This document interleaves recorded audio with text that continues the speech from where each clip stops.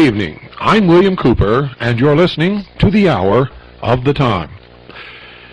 Well, if you've been sitting out there wondering where your copy of issue number 7 of Veritas is at, it's somewhere out there in cyberspace, ladies and gentlemen. In fact, we've been having some very serious computer problems. It seems as fast as we prepare the newspaper, the computer eats it. And I mean eats it. We had just upgraded to some new software, and we are working feverishly to get this problem straightened out, and thought we had it fixed today. We reloaded the template for the paper and began to do the layout on the computer again. And late this evening, the computer ate that layout. So we are going to get up early in the morning and begin again. I don't know what the problem is. I'm no computer wizard. But we're going to either get it straightened out tomorrow, or we're going to take this new software completely off our computer and work with the old software that worked. So for those of you who are waiting, don't despair. You will get your promised copy of Veritas. I can't tell you when, but I can tell you will get it. And you will all get the exact number of issues that you subscribed to. Because of this, I uploaded to USA Forever News Group today an advance copy of the lead article as a file attached to the message that I posted letting people know that I was doing this. And the only reason that I did it, ladies and gentlemen, is because the article is extremely important. It concerns Michael New, and of course we all know that his court-martial will begin shortly. I also see that many people are calling upon American citizens to call the Army and call Congress and have this court-martial canceled. Don't do that. Do not do that. Michael New does not want you to do that. I do not want you to do that. No loyal American patriot wants anyone to do that. We must challenge the legality of the President's ability to assign United States military personnel under the United Nations flag and under foreign commanders. If you're successful in stopping this court-martial, you will only prolong his ability to do that. Sometimes you people really are upsetting. I don't know what you're thinking of. I don't know how you get off in these little cul-de-sacs and spin around chasing your tail like you do. But I'll tell you this, you had better stop it. You'd better screw your head on straight. And you better start playing this game the way it's supposed to be played, not the way the other side wants you to play it. We're engaged in a battle, World War III, if you will. At stake is your liberty. If you lose, you will become a slave. You may end up in a labor camp or dead. This is not some joke that we're playing. This isn't a playground with a sandbox. And oh, by the way, ladies and gentlemen, all of you have been passing around this bullshit that there was a constitutional convention going on in Cincinnati.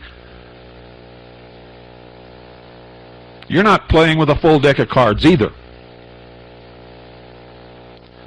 It was a meeting of Federalists. It was not a constitutional convention and could not have been one even if they wanted it to be. None of them were empowered by their states or anyone else to act in behalf of anybody. It wasn't anything like the Conference of States. And the more you pass around this bullshit and the more you cater to things like the Montana militia and their constant stream of disinformation, and the Patriot Fax Network, which probably has not promulgated anything across its fax machines that even resembles the truth in any 6-month period of time that I'm aware of. You had better stop it. You act like a bunch of children. Somebody hands you a popsicle, so you take a lick and pass it on. You have no idea what it's made out of, do you? You don't know what liquid went into the ice tray with a little bit of flavoring around that stick that you're sucking on.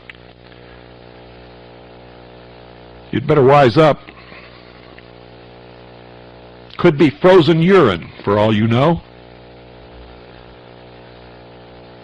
And from my experience with most people out there,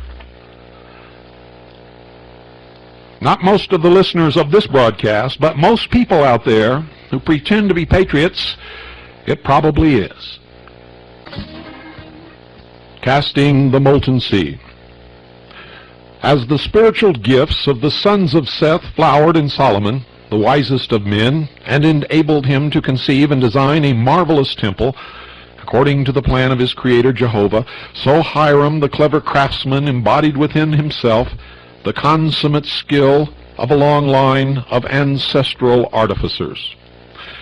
He possessed the concentrated quintessence of the material knowledge gained by the sons of Cain, while they wrought from the wilderness of the world a concrete civilization. And in the execution of the wonderful Temple of Solomon, this superlative skill found full fruition. Thus the glorious edifice was the chef d'oeuvre of both lines, an embodiment of the sublime spirituality of the churchmen, the sons of Seth, combined with the superlative skill of the craftsmen, the sons of Cain. So far the honors were even, the achievement equal. Solomon was contented. He had carried out the design transmitted to him. He had a place of worship worthy of the Lord he revered, but the soul of Hiram was not satisfied. Armed with the art of ages, he had constructed an incomparable masterpiece in architecture. But the design had not been his own. He had been merely the tool of an unseen architect, Jehovah, working through an intermediary, Solomon. This rankled in his heart, for it was as necessary for him to originate as it was for him to breathe. Now, in that ancient age when Cain and Abel first found themselves upon earth, Abel contentedly cared for the flocks created like himself and his parents, Adam and Eve, by Jehovah. But in Cain, semi-divine progeny of the Lucifer spirit, Samael and Eve, the creature of Jehovah, divine incentive to original effort burned. He tilled the field and made 2 blades of grass grow where one grew before. The creative instinct must have expression.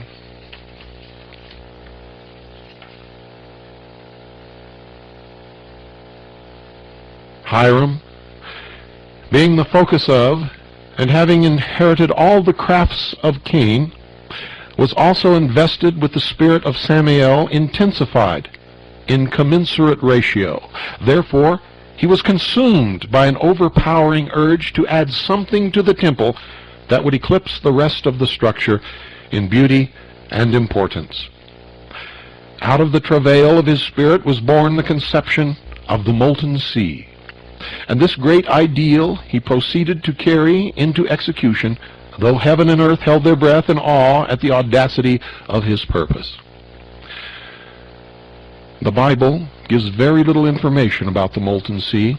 In 2 Chronicles, the 4th chapter, we learn that Hiram made such a vessel, that it was of considerable size, that it stood upon 12 oxen arranged so that their heads were at the periphery of this circular basin, and their hind parts were towards its center. It was intended solely for use by the priests. Much is said of a nature to bewilder the reader, but the above salient points prove the signal importance of this instrument, as we shall see when we study and compare the Masonic account with this veiled word of the Bible. And this is the Masonic story.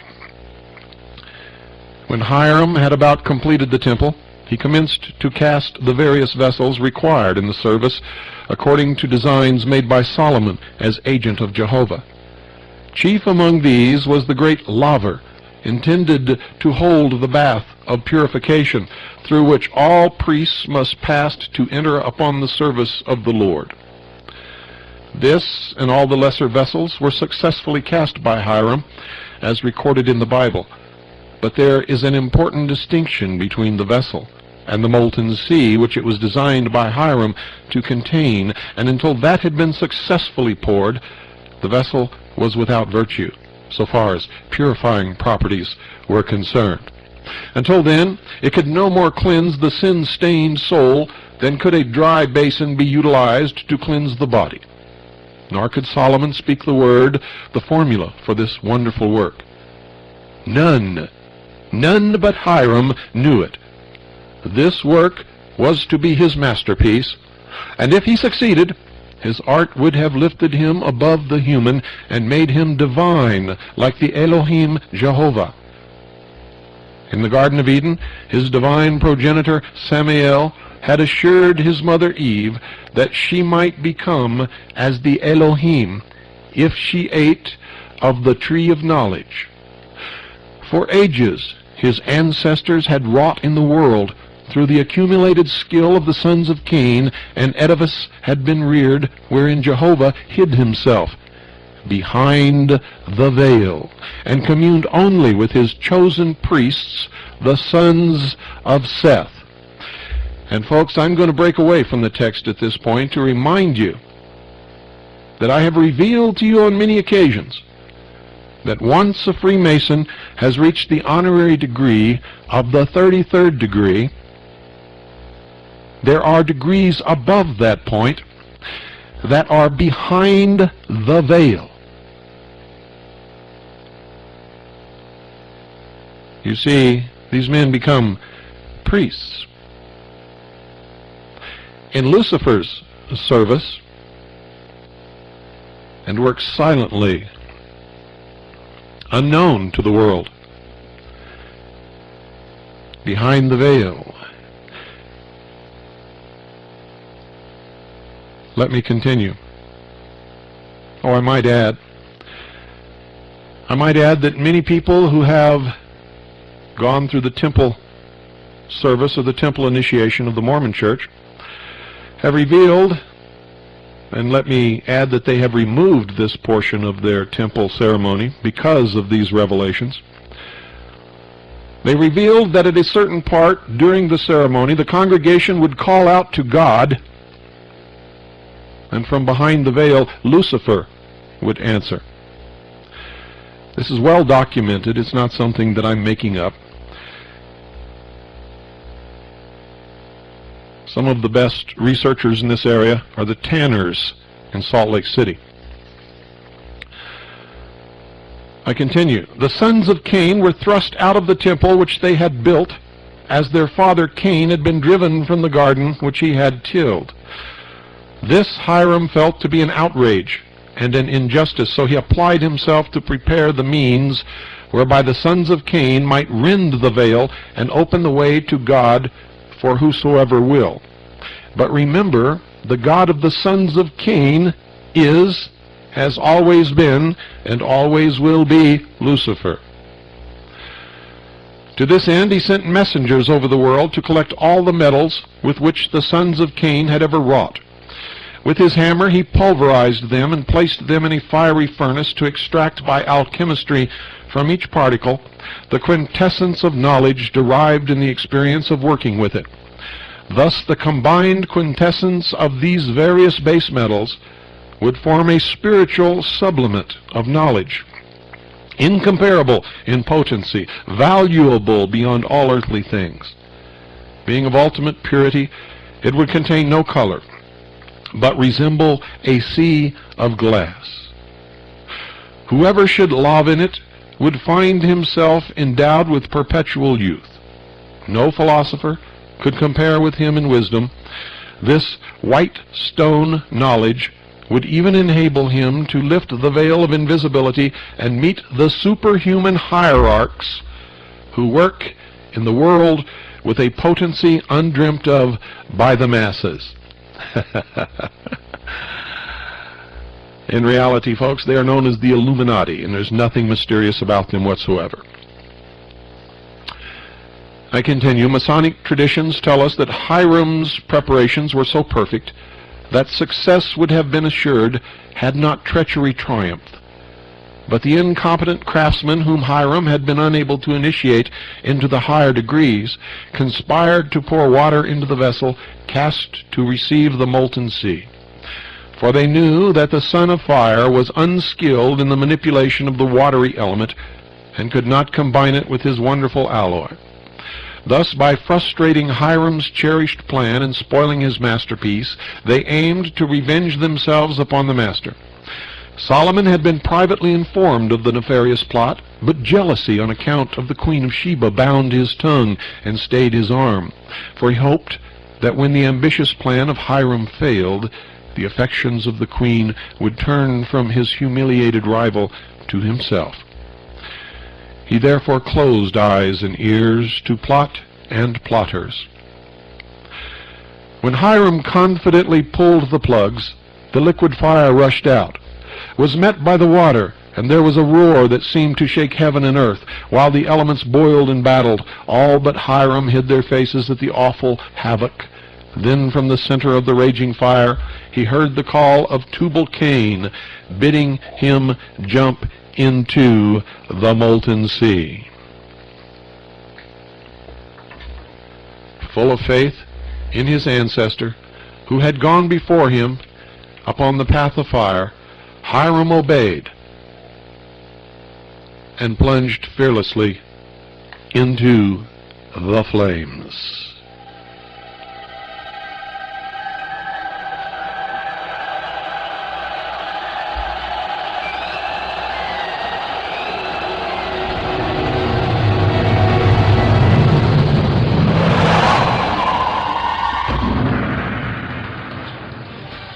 Sinking through the disintegrated bottle into the bottom of the vessel, he was conducted successfully through 9 arc-like layers of the earth to the center, where he found himself in the presence of Cain, the founder of his family, who gave him instructions relative to blending water and fire, and who furnished him with a new hammer and a new word which would enable him to produce these results. Cain looked into the future and uttered a prophecy which has been partly fulfilled. What remains is in process of realization day by day, and as surely as time goes on, all will come to pass. "You, Hiram," said Cain, "are destined to die with hopes unfulfilled, but many sons will be born to the widow and keep your memory green through the ages, and at length one will come who is greater than you. You shall not wake till the Lion of Judah raises you with the powerful grip of his paw. This day you have received your baptism of fire, but he shall baptize you with water and with spirit. You and every son of the widow who will come to him, greater than Solomon, he will build a new city and a temple wherein the nations may worship. The sons of Cain and the sons of Seth shall there meet in peace at the Sea of Glass. And as Malchisedec, king of Salem, Salem means peace, and priest of God, ministered to Abraham, the father of nations, when mankind was yet in its infancy, so shall this new light combined in himself the dual office of king and priest. After the order of Melchizedek, he shall judge the nations with the law of love, and to him that overcometh will be given a white stone with a name that will serve as passport to the temple. There he may meet the king face to face." Hiram was again conducted to the surface of the earth, and as he walked from the scene of his shattered ambition, the conspirators set upon and fatally wounded him. But before he expired, he hid the hammer and disc upon which he had inscribed the word. This was never found until ages later, when Hiram, the widow's son, was reborn as Lazarus and became the friend and pupil of the Lion of Judah, who raised him from death through initiation. When the hammer was found, it had the shape of a cross, and the disc had become a rose. Let me read this to you again in case it slipped beyond your hearing. Hiram was again conducted to the surface of the earth, and as he walked from the scene of his shattered ambition, the conspirators set upon and fatally wounded him. But before he expired, he hid the hammer and disc upon which he had inscribed the word. This was never found until ages later, when Hiram, the widow's son, was reborn as Lazarus and became the friend and pupil of the Lion of Judah, who raised him from death through initiation. When the hammer was found, it had the shape of a cross, and the disc had become a rose. Therefore Hiram took his place among the immortals under the new and symbolical name Christian Rosenkreuz. He founded the order of temple builders which bears his name. In that order, aspiring souls are still instructed how to fuse the base metals and make the white stone. The symbology of the foregoing, ladies and gentlemen, will be explained before I'm done with you. Among all the characters mentioned in the Bible, none is more mysterious than Melchisedec, said to be without father, mother, or earthly kin, and holding the dual office of king and priest, symbolized by the cross in the crown. Remember, ladies and gentlemen, I said in my book, I wrote it, I've been telling you for years, that when the New World Order comes into being, is cemented its power in the world, one will be seated upon the throne of the world, who will serve as king and charismatic religious leader, both in the same office. And he will be said to be Maitreya, to be the promised Messiah of the Jews, and to be the Christ who has returned. That I'm telling you right now, he will be none of those. It will be a deception the likes of which you cannot even conceive of, brought about by these men. Paul, in his epistle to the Hebrews, gives us most information showing the connection between Christ and Melchisedec, both of them kings and high priests, but of different dispensations. God, who at sundry times and in diverse manners spake in times past unto the fathers by the prophets, has in these last days spoken unto us by his Son, whom he has appointed heir of all things, by whom also he made the worlds. No man taketh this honor unto himself, but he that is called of God, as was Aaron. So also Christ glorified not himself to be made a high priest, but he that said unto him, Thou art my Son, today I have begotten thee. As he saith also in another place, Thou art a priest for the age after the order of Melchisedec, who in the day of his flesh, when he had offered up prayers and supplications with strong crying and tears unto him, that was able to save him from death, and was heard in that he feared, though he were a son, yet learned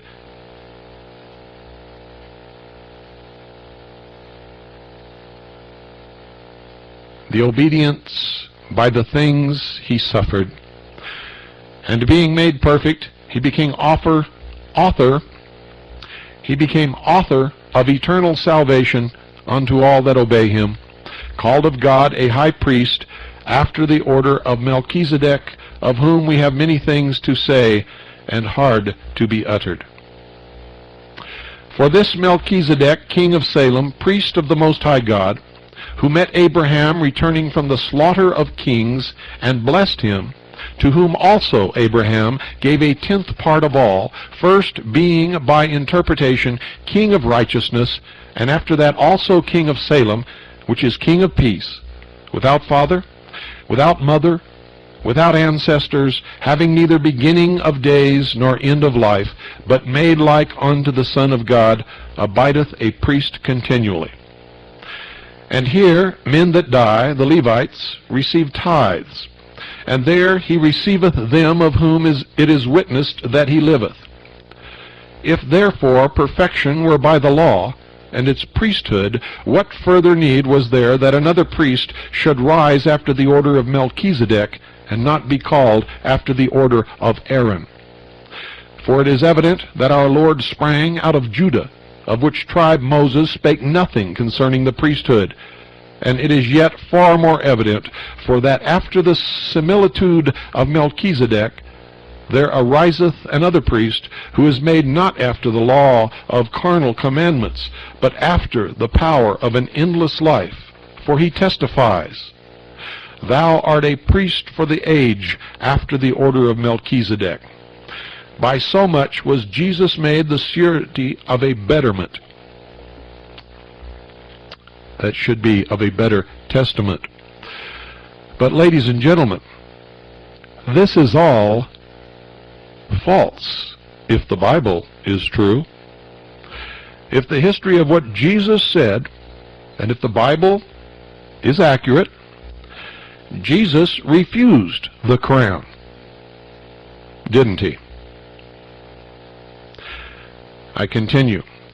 Because he continueth ever, and has an age-lasting priesthood. For the law maketh men high priests, who have infirmities. But the word of God, which has since the law, maketh the Son, who is consecrated for evermore. Now, of the things which we have spoken, this is the sum. We have such a high priest, who is set on the right hand of the throne of the majesty in the heavens, a minister of the sanctuary and of the true tabernacle, which the Lord made, and not man. Now, ladies and gentlemen, they're talking about the constellations, the story written in the stars in the sky. Set on the right hand of the throne of the majesty in the heavens.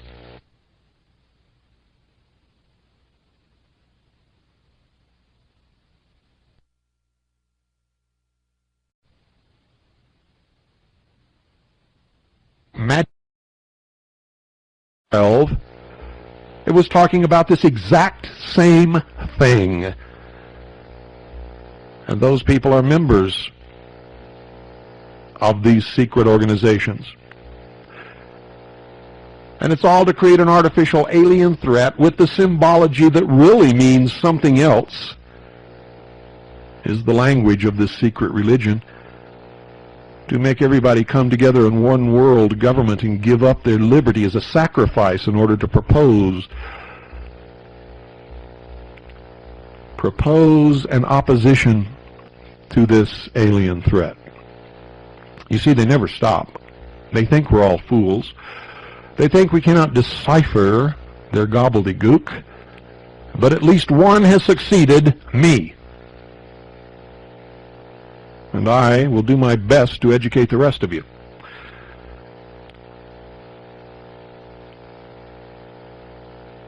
Almost all things are by the law purged with blood, and without the shedding of blood there is no remission. It was therefore necessary that the pattern of things in the heavens should be purified with these, but the heavenly things themselves were better sacrifices than these. For Christ is not entered into the holy place made with hands, which are the figures of the true, but into heaven itself, now to appear in the presence of God for us. And now has he obtained a more excellent ministry, by how much also he is mediator of a better covenant, which was established upon better promises. For if the first covenant had been perfect, then there should be no place for a second. But finding fault with the old, he saith, Behold, the days come, when I will make a new covenant with the house of Israel and with the house of Judah, not according to the covenant that I made with their fathers in the day when I took them by the hand and led them out of the land of Egypt, because they continued not in my covenant, and I regarded them not, saith the Lord. For this is the covenant that I will make to the house of Israel. After those days, saith the Lord, I will put my laws into their minds, and write them in their hearts, and I will be to them a God, and they shall be to me a people, and they shall not teach every man his neighbor, and every man his brother, saying, Know the Lord, for all shall know me, from the least to the greatest. The foregoing quotations from Paul's epistle to the Hebrews are not found there consecutively as here arranged. And you know why, ladies and gentlemen? Because they twist, and they lie, and they manipulate to suit their own agenda and their own purpose, in order to lead those who enter into their lodges knowing nothing by the nose, led by the cable tow, with the dagger at their heart, and each degree they're told a different lie, and most of them throughout their life never, ever know the truth. I continue. It is necessary to intelligently piece the Bible narrative together so that we may obtain an outline of the future development which has been sketched out by the divine hierarchs to constitute our evolution. Now, did you hear what he just said, ladies and gentlemen? It is necessary to intelligently piece the Bible narrative together so that we may obtain an outline of the future development which has been sketched out by the divine hierarchs, not God, the divine hierarchs, to constitute our evolution. In other words, they take what supports their cause out of context and repiece it together to suit their own end. Remember their tenet, the end justifies the means. And I continue. Comprehension of this plan is essential to the correct understanding of the cosmic relationship of Freemasonry and Catholicism. It is also necessary to fully appreciate the purpose of the molten sea and to learn how to intelligently make this wonderful alloy. As Paul says, these things are hard to say, but we shall make an attempt to present the mystery of Melchisedec and the molten sea in plain language, so that we may aid in the expressed purpose of the Bible to enlighten all men, that all shall know from the least to the greatest what is the purpose of evolution, and thus give them a chance to align themselves with the trend of cosmic events. Now, ladies and gentlemen, I have to tell you that I have read the Bible not once, not twice, but several times, and I find no mention of evolution anywhere within its pages. It talks of a creation. Are you beginning to understand what I'm trying to tell you? Are you beginning to understand the depth of the lies and the deception and the manipulation of these people? Let me continue, because you will if you haven't yet. To understand the mystery of Melchisedec, we must revert to the earlier epochs of man's stay upon the earth during the age called the Hyperborean epoch. The earth was then in an extremely heated condition. Man in the making was then double-sexed, male-female, like so many of our present plants, and he also resembled the plants in being inert and lacking in desire and aspiration. At that time, man was the tractable ward of the divine hierarchs who guided him physically, these being darkly referred to in the Bible as kings of Edom. Later, during the Lemurian epoch, when the body of man had crystallized and condensed somewhat more, mankind was divided into sexes physically. Ladies and gentlemen, I have to tell you, this is pure, absolute, total, unadulterated bullshit of the highest scale, or I should say, in the deepest pit. Don't fall in. It's over your head, I can assure you. But as the consciousness of man was still focused in the spiritual world, they were unconscious of the physical act of generation as we are now of digestion. Neither did they know birth or death, and were in fact totally unaware of the possession of a physical vehicle until in time they sensed it during the generative process. It was then said that Adam knew Eve.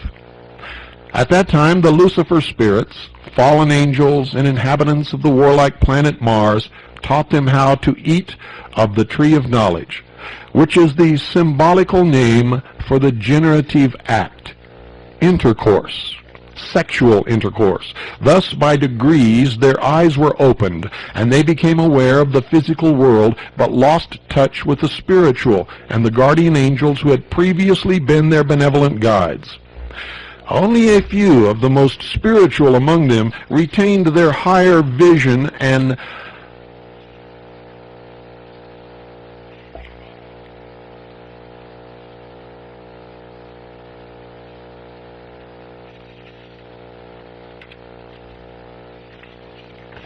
let me start that over.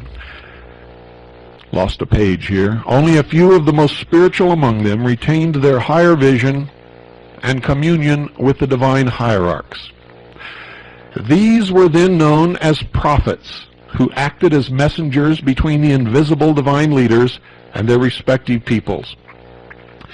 But in time, mankind desired to select its own leaders and demanded visible kings. At least we know that the Israelites repudiated the divine rulership and demanded a king, and thus Saul was appointed. Then the dual office of ruler and priest, including temporal and spiritual leadership, was also divided.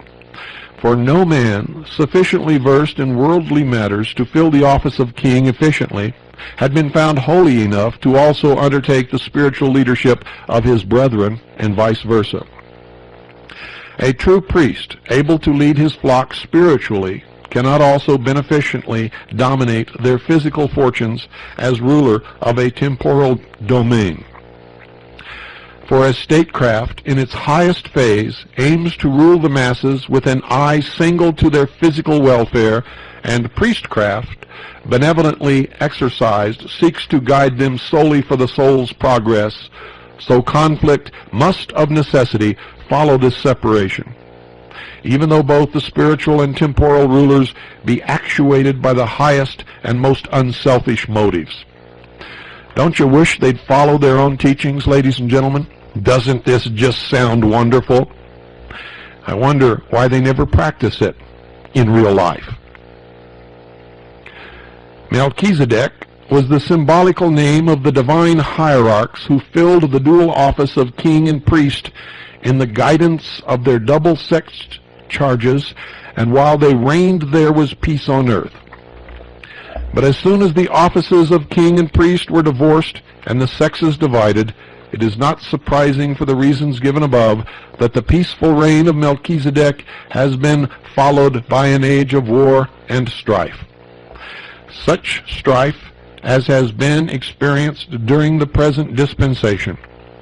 Formerly, the unifying factors of a dual office in the ruler and the double sex of his people precluded the clashing of interests which now obtains, and which will continue until another divine ruler shall present himself to embody within his own person the qualifications of the dual office of king and priest after the order of Melchizedek, until sex generation be abolished.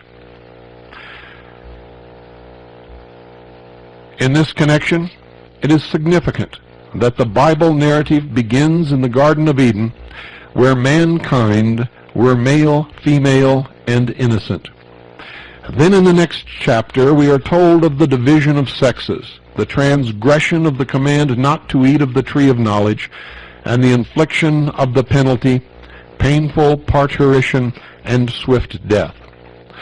From then on, the Old Testament tells of war, struggle, and strife, and in the last chapter makes the prophecy that there shall a Son of Righteousness, spelled S-U-N, arise with healing in his wings. Then the New Testament opens with an account of the birth of Christ, who proclaimed a kingdom of heaven which is to be established. He is later called king and priest after the order of Melchizedek, uniting within himself the dual office. But this is false, for Christ always refused the crown. He was offered kingdoms. He was offered a crown by Satan in the desert, and he refused. It is also said that in heaven there will be neither marrying nor giving in marriage.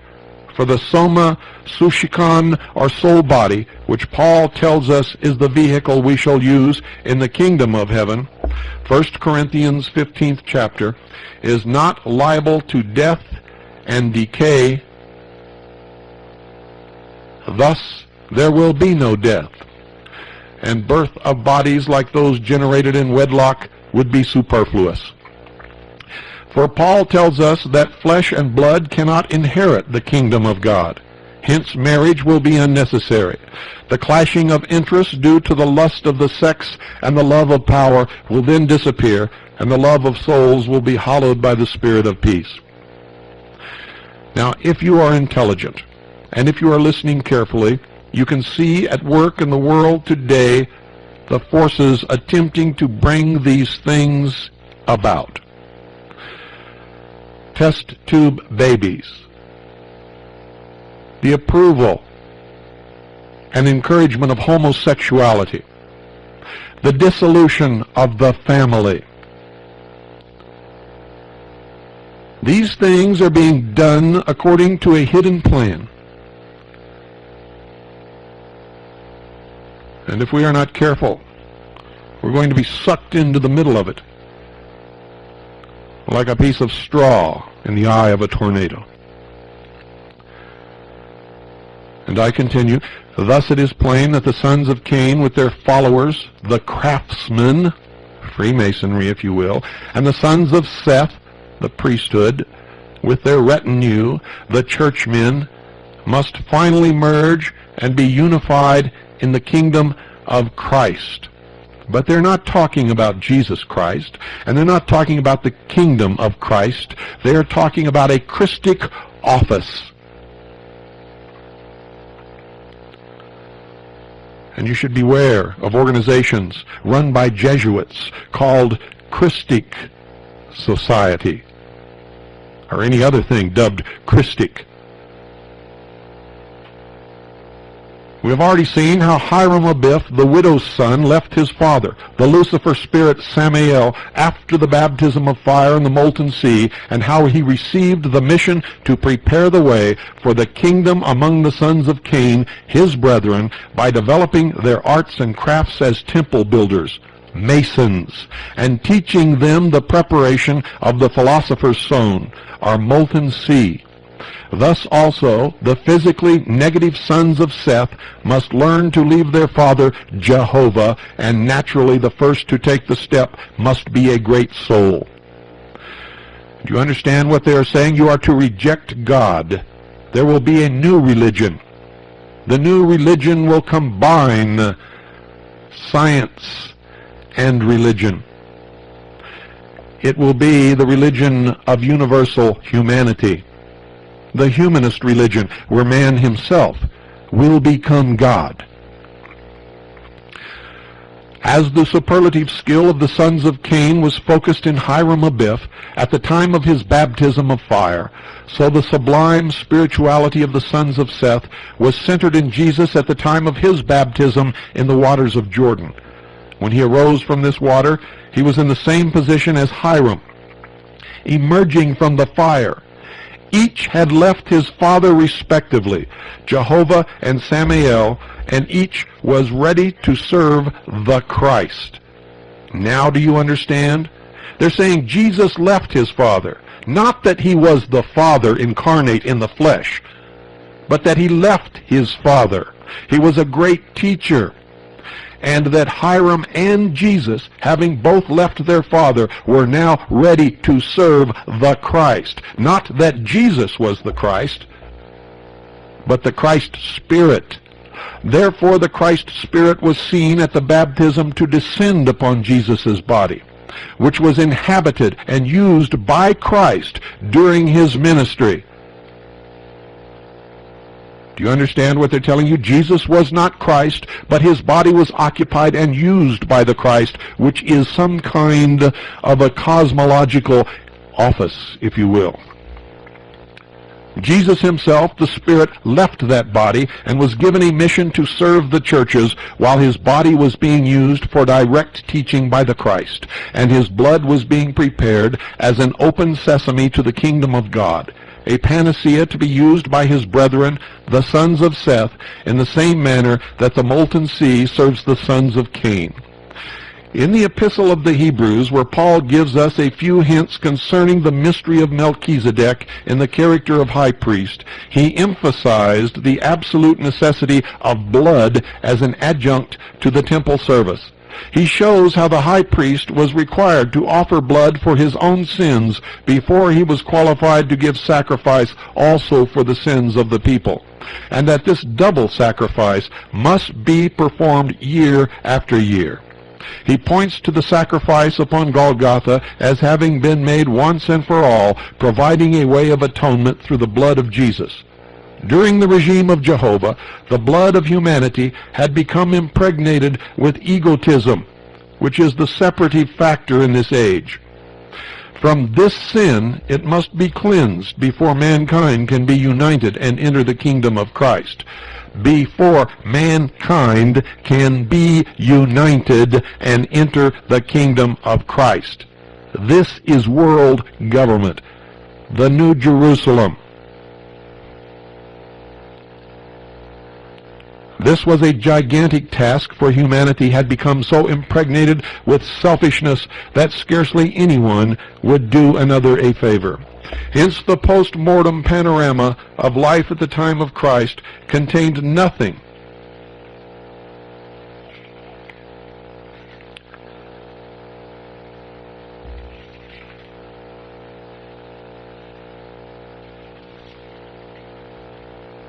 Hence the post-mortem panorama of life at the time of Christ contained nothing that would give a life in the first heaven or make for spiritual progress.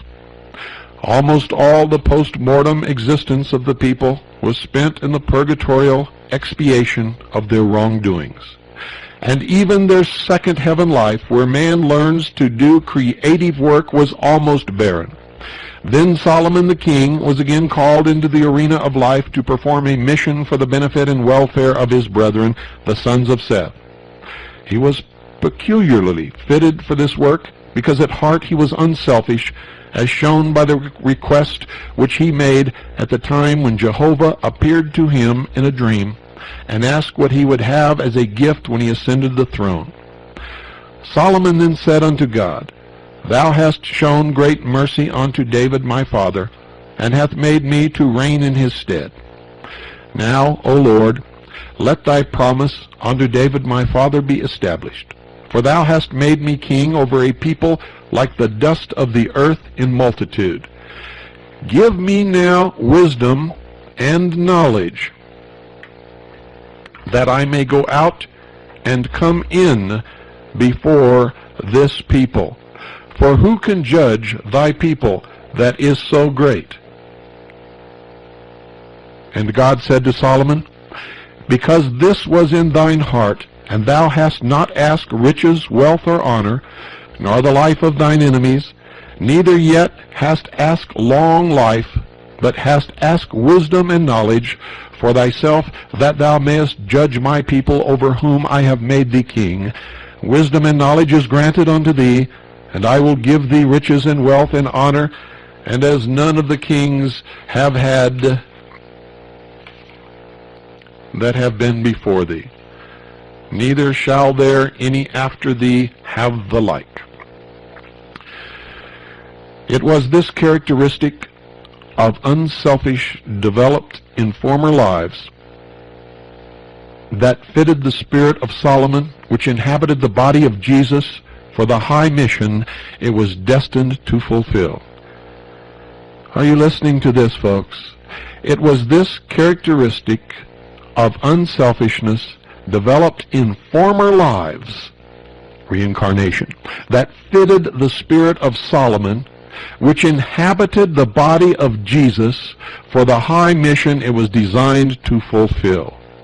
to serve as a vehicle for the unifying, unselfish Christ Spirit for the purpose of bringing to an end the division between the sons of Seth and the sons of Cain and uniting them in the brotherhood, forming the kingdom of heaven.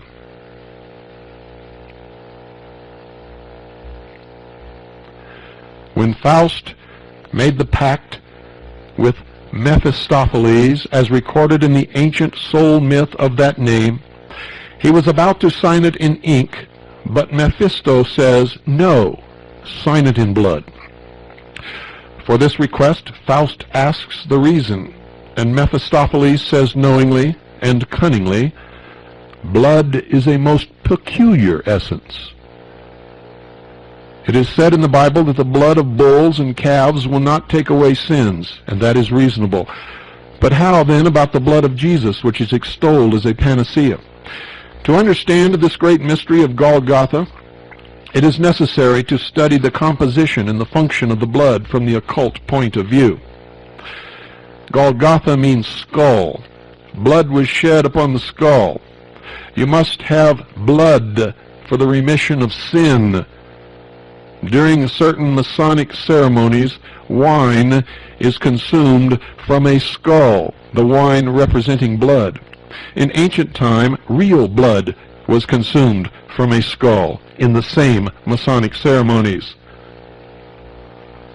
When blood is placed under a microscope, it appears as a number of minute globules or discs, but when seen by the trained clairvoyant, as it courses through the living body, blood is found to be a gas, a spiritual essence. The heat is caused by the ego, which is within that blood. For as the Bible says, the life is in the blood. Mephisto was right when he said that it is a most peculiar essence, for it contains the ego, and whoever wants to obtain a power over the ego must have his blood. The human ego is more powerful than the group spirit of the animal, as we can see when we apply the scientific test known as hemolysis. Strange blood of a higher animal will kill if inoculated into the veins of a lower species. If we take human blood and inject it into an animal, the animal will be unable to endure the high vibration that is in the blood of the human being, and it will die. On the other hand, a human being may be inoculated with the blood of a lower animal without injury. In ancient times, it was strictly forbidden anyone belonging to one tribe to marry into another tribe, because it was known then by the leaders of humanity that the strange blood would kill something. It always does. We read that Adam and Methuselah lived so many centuries. At that time, it was the custom to marry in the family, marry as closely as possible, so that the tie of blood might be as strong as it could be made. Then the blood that coursed through the veins of the people in that family contained the pictures of all that had happened to the different ancestors. These were stored in the mind, which is now subconscious. Then they were consciously and constantly before the inner vision of all people, and each family was united by this common blood wherein the pictures of their ancestors lived. The sons saw the life of their fathers, and thus the fathers lived in the sons. Remember the Lion King, when the young son was told to gaze into the water, and he saw the face of his father, and his father lived within him. This is the movie that I am giving you now. And since the consciousness of Adam and Methuselah and the other patriarchs lived for centuries in their descendants, they were said to live personally. Good night, ladies and gentlemen, and God bless you all. We will continue this tomorrow night. In the meantime, try your hardest to wake up